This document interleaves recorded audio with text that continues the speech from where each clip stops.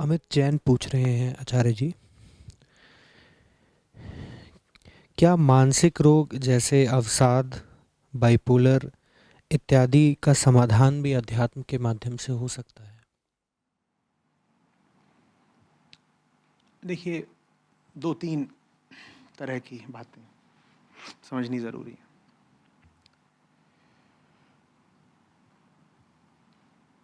शरीर के तल की बीमारी है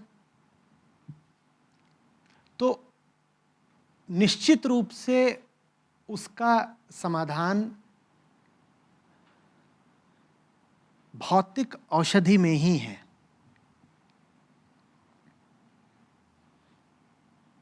आपकी नाक से खून बह रहा हो, किसी ने मुक्का मार दिया हो, और आप कहें कि भागवत का पाठ करने से खून बहना रुक जाएगा, तो आप खून बहाते बहाते मरेंगे। शरीर के तल पर जो कुछ है वो भौतिक है, उस पर काम भी कुछ ऐसा ही करेगा जो भौतिक होगा। अब आते हैं मन पर। मन के साथ दो संभावनाएं होती हैं, इन दोनों को अलग अलग समझना बहुत जरूरी है। मन अगर बीमार है तो दो संभावनाएं हैं। एक तो यह कि मस्तिष्क बीमार है। मस्तिष्क अगर बीमार है तो वो भी बीमारी मन में ही अभिव्यक्त होगी, क्योंकि मन है क्या?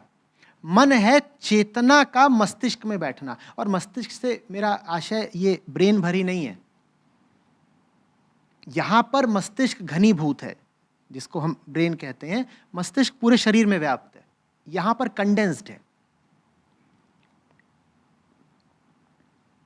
तो जिसको आप कहते हैं मन की बीमारी, वो दो तरह की है। एक तो ये कि वो मस्तिष्क की बीमारी हो। मस्तिष्क की बीमारी माने क्या? कि ये जो मांस है इसमें कुछ ऊपर नीचे हो गया है। मस्तिष्क क्या है? इसमें भी कोशिकाएं हैं ना, खून बह रहा है, अलग अलग तरह के टिश्यूज हैं, उनमें कुछ गड़बड़ हो सकती है। उसको शरीर की बीमारी मानना चाहिए, वो मन की बीमारी नहीं है। मन माने दो चीजें होती हैं। मन माने अशरीरी चेतना जो शरीर के संपर्क में है, उसे कहते हैं मन। आदमी इसीलिए तो परेशान रहता है ना, क्योंकि मन है उसके पास। और मन एक बड़ी विचित्र सैंडविच है। चेतना जो अशरीरी है वो जुड़ के किसके साथ बैठ गई है? शरीर के साथ। और शरीर में भी विशेषकर किसके साथ? मस्तिष्क के साथ, ब्रेन के साथ। तो इसीलिए मन बड़ा बेचैन रहता है। दो ऐसी चीजें मिल गई हैं जो मिलनी नहीं चाहिए थी। चेतना जो अशरीरी है, चेतना जिसको कुछ ऐसा चाहिए जो पराभौतिक हो, अरूप हो, अचिंत्य हो, वो चेतना आकर के बैठ गई है मांस में, मस्तिष्क में। और मस्तिष्क की है सीमाएं, और चेतना कुछ चाह रही है असीमित। इसी को मैं कह रहा हूं सैंडविच। उस सैंडविच का नाम है इंसान। तो जिनको मानसिक समस्याएं कहते हैं वो इन दोनों ही तलों की हो सकती हैं। या तो मस्तिष्क में कुछ गड़बड़ हो, या फिर चेतना के तल पर कुछ गड़बड़ है। दोनों बातें हो सकती हैं। बिल्कुल हो सकता है कि आपका मस्तिष्क पूर्णतया स्वस्थ हो लेकिन फिर भी आप मनोरोगी हो। अधिकांशतः मनोरोगी ऐसे ही होते हैं, उनके मस्तिष्क में कोई बीमारी नहीं होती। 90% मनोरोगियों, अब 90% का आंकड़ा मैं अनुमान से दे रहा हूं, 90% मनोरोगियों के मस्तिष्क में कोई बीमारी नहीं होती, उनकी चेतना बीमार होती है। और चेतना अशरीरी है, इसीलिए उस पर कोई गोली, कोई इंजेक्शन काम नहीं करेगा भाई। तो मन की व्याधियों के उपचार में फिर हम गलतियां भी दो तरह की कर जाते हैं। आप दोनों बातें समझिएगा। एक गलती यह होती है कि बीमारी है चेतना की और खा रहे हैं गोलियां। ऐसे करोड़ों लोग दुनिया में घूम रहे हैं इस वक्त। वो कभी अपने आप को डिप्रेशन का शिकार बताते हैं, कभी एंजाइटी का बताते हैं, कभी बोलते हैं स्प्लिट पर्सनालिटी है। अधिकांशतः ये चेतना की बीमारियां हैं। किसकी? चेतना की। और चेतना शरीरी नहीं होती भाई। चेतना की बीमारी के लिए उनको मनोचिकित्सक क्या दे रहे हैं? गोलियां और इंजेक्शन। और ये गोलियां और इंजेक्शन बर्बाद कर देंगे, कहीं का नहीं छोड़ेंगे। ये शरीर में तमाम तरीके के विकार लाते हैं। ये आपको साधारण और सामान्य तरीके से जीने ही नहीं देंगे, ये गोलियां और इंजेक्शन। ये एक गलती है कि बीमारी है चेतना की और दे क्या दिए गए आपको? कुछ भौतिक उपाय, गोली खा लो। और दूसरी तरह की बीमारी होती है, दूसरी तरह की बीमारी ये होती है कि खराबी है मस्तिष्क में और कर रहे हैं सत्संग। ये दूसरे तरह की गलती है, समझ रहे हैं? पहली गलती थी कि बीमारी चेतना की थी और खा रहे हैं गोलियां, और दूसरी गलती ये थी कि मस्तिष्क में ही कुछ हो गया है, जैसे अल्जाइमर्स, और सत्संग में आ रहे हैं और सोच रहे हैं कि सत्संग करने से अल्जाइमर्स ठीक हो जाएगा। नहीं होगा भाई, नहीं होगा। या मस्कुलर डिस्ट्रॉफी है, जैसे कोई सोचे कि मैं उपनिषदों का पाठ करूंगा तो ठीक हो जाऊंगा, नहीं होने वाले। ठीक वैसे जैसे कि अहंकार का और अज्ञान का रोगी परम प्रेम का वियोगी साइकेट्रिस्ट की गोलियां खा के ठीक नहीं हो सकता, उसी तरीके से अल्जाइमर्स का मरीज सत्संग करके ठीक नहीं हो सकता। हम लेकिन दोनों गलतियां कर जाते हैं। 90% हम पहली गलती करते हैं।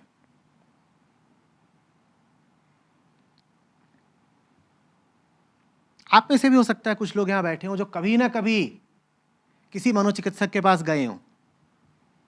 डिप्रेशन तो फैशन है ना आजकल। अगर आप डिप्रेस्ड नहीं हैं तो जरूर आप पापी हैं।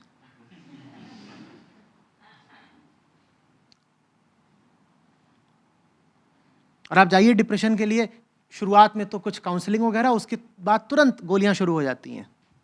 लो गोली खाओ, लो ये करो, लो वो करो। ये बेवकूफ़ी है। उस बंदे की समस्या क्या है? उसकी समस्या ये है कि उसे अपने मूल स्वरूप का अज्ञान है। वो वृत्तियों को, विकारों को नहीं समझता, वो मन को नहीं समझता। जीवन में उसके पास कोई समुचित लक्ष्य नहीं है, ये उसकी बीमारी है। इस कारण वो निराशा में रहता है, तनाव में रहता है, अवसाद में रहता है। और आप उसको दे क्या रहे हो? गोलियां। और गोलियां रसायन है, वो भीतर जाते हैं, पूरे शरीर का बेड़ा गर्क करते हैं।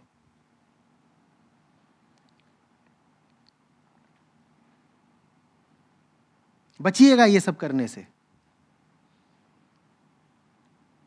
और साथ ही साथ मैं ये भी कह रहा हूं कि अगर आपको मस्तिष्क के तल की बीमारी है तो मेरे पास मत आ जाइएगा। मैं न न्यूरो साइंटिस्ट हूं, न न्यूरो सर्जन हूं।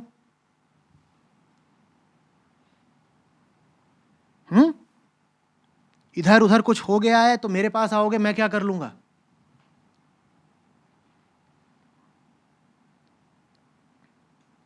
न मैं कुछ कर पाऊंगा, न गीता कुरान कुछ कर पाएंगे।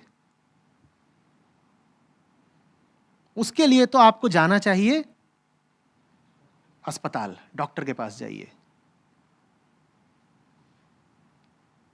ये ऐसी सी बात है कि दस्त लगे हुए हैं और सत्संग में बैठ गए और उम्मीद क्या कर रहे हैं कि बस गुरु जी के 2-4 वचन पढ़ेंगे नहीं कि वृत्तियों का बहाव रुक जाएगा।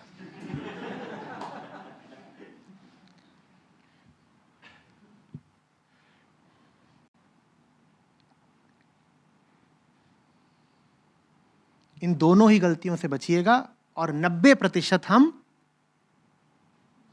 पहली वाली गलती करते हैं। आजकल तो बच्चों के जो ये एग्ज़ाम होते हैं, ये बहुत बड़ी समस्या बन गए हैं। जब बोर्ड्स वगैरह आते हैं, प्रतियोगी परीक्षाएं आती हैं, उन दिनों डिप्रेशन के मामले न जाने कितने बढ़ जाते हैं, एंग्जाइटी। और माँ बाप ले लेके भागते हैं काउंसलिंग के लिए और साइकोलॉजिकल असिस्टेंस के लिए। और इनमें से बहुत सारे बच्चों को काउंसलिंग के साथ साथ गोलियां भी दे दी जाती हैं, अधिकांशतः तो सेडेटिव्स होते हैं कि सो जाएगा, और भी चीजें होती हैं। ये घातक है। ये काम अध्यात्म का है, मनोचिकित्सक का नहीं है।